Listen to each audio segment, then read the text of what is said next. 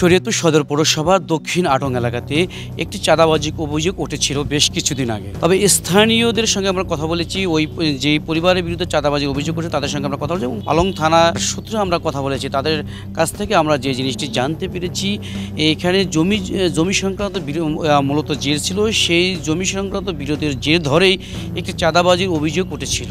দীর্ঘদিন ধরে স্থানীয় জাহাঙ্গীর ব্যাপারী এবং রুহুল আমিনদের সঙ্গে জমি সংক্রান্ত বিরোধের জের চলে আসছিল। সেই মামলা সংক্রান্ত জমিতে কিছুদিন আগে রুহুল আমিন ব্যাপারী একটি দোকান ঘর তুলেছিলেন। সেই দোকান ঘরটি রাতের আধারে কে বা কাহারা নিয়ে গেছে, সেই জমি সেই যে দোকান ঘর নিয়ে যাওয়া সংক্রান্ত বিরোধের জের ধরেই কিন্তু পালং থানায় 5 জনের নাম উল্লেখ করে একটি চাঁদাবাজির অভিযোগ দায়ের করেছিলেন। মাহফুজ শিক্ষিত লোক এবং কি আপনার এলাকার জনপ্রিয়তা লোক মোহাম্মদ আলী ভাই, জাহাঙ্গীর ভাই একপতি যে চাঁদাবাজির একটা অভিযোগ আসছে, এটা একেবারেই ভুয়া, মিথ্যা।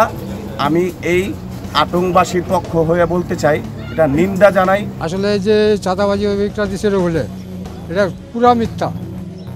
আর আমার জন্মের পর থেকে আমি দেখতেছি এই হাসান বিহারির জমিনে, এটা আমরা জানি। এই চাঁদাবাজ যে মামলাটা করছে এটা সম্পূর্ণ মিথ্যা। এটা তারা চাঁদাবাজ তার কাছে চাইবো কি জন্য? সে তো এখানে সম্পত্তি এখন পাবে না, চাঁদা তার চাইবো কি আছে?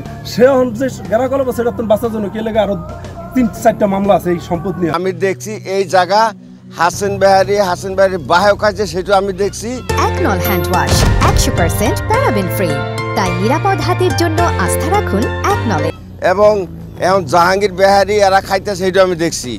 কিন্তু রুহুলে কি পায় না পায় সেটা তো কাগজপত্র আমরা জানি না। সে আয়া দখল করে, খানি আয়া গরুডায়, খানি একজন প্লাফানের সন্ত্রাস নিয়ে আসে, আয়া আমাদের রাস্তায় আমাদের যত প্লাফান আছে এইটা এটা কবি, জোর করে কবি তোরা যে এইখানে এই জায়গা অমকের কবি। তবে আমরা পালং থানা পুলিশের সঙ্গে কথা বলে জানতে পেরেছি, তিনি যে জিনিসটি জানিয়েছেন, তারা 2 দফা যে তদন্ত করেছেন, তদন্ত করে কোনো ধরনের চাঁদাবাজির অভিযোগ পায়নি। তারা যে জিনিসটি জানিয়েছেন, স্থানীয় যে বিরোধ ছিল জমি সংক্রান্ত, সেই মূলত এই জমি সংক্রান্ত বিরোধের সেই জেরের কারণেই কিন্তু এই চাঁদাবাজির অভিযোগটা তারা দায়ের করেছিলেন।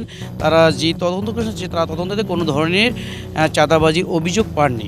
এটা তো একটা দোকান তোলা চাঁদাবাজি কিছু না, দোকান নিয়ে জায়গায় নিয়ে চলে যাবে, এটা একটা চাঁদা কোনো ঘটনা হতে তদন্ত পায়নি। হ্যাঁ, এরা দোকান দিয়ে যাবে, তার দোকান তোলা দিয়ে জায়গাটা যাবে না।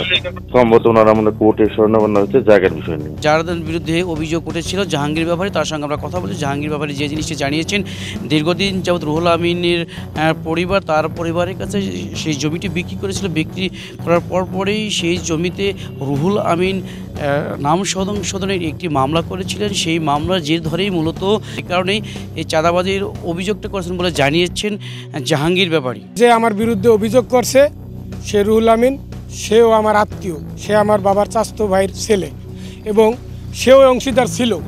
আজ থেকে আরও যতদিন তো জমিন তারও অংশীদার ছিল, কিন্তু ওর দাদা মারা যাওয়ার পরে ওর বাবা, ওর ফুবু, ওর দাদি তারা বেঁচে গেছে আমার বাবার কাছে, আমার চাচা নামে বেঁচে যাওয়ার পরে সেই বলে আমার বাবা রেকর্ড করছে। আর রেকর্ডের সময় ওর বাবা জীবিত ছিল, আমার বাবা জীবিত ছিল, তখন এক জায়গায় ছিল। তখন তারা বলে নাই, ওর আজকে রেকর্ড 30 বছর হয়ে গেছে, এখন সে 5 বছর ধরে কইতাছে আমার বাবা জমি রেখে গেছে, আমার জমি দাও নাহলে মামলা করুন। ল্যান্ড সার্ভে মামলা করছে, আদালতি মামলা চলতেছে।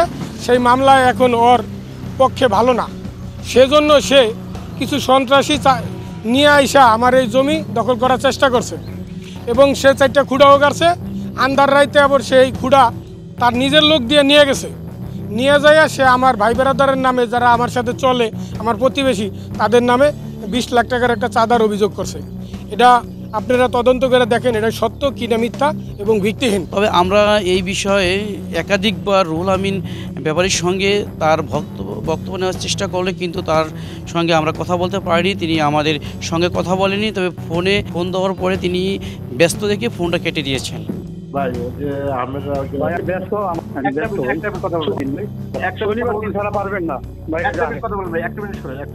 দর্শক, শরীয়তপুর থেকে এই ছিল চাঁদাবাজি মামলা নিয়ে আমার কাছ থেকে সর্বশেষ তথ্য।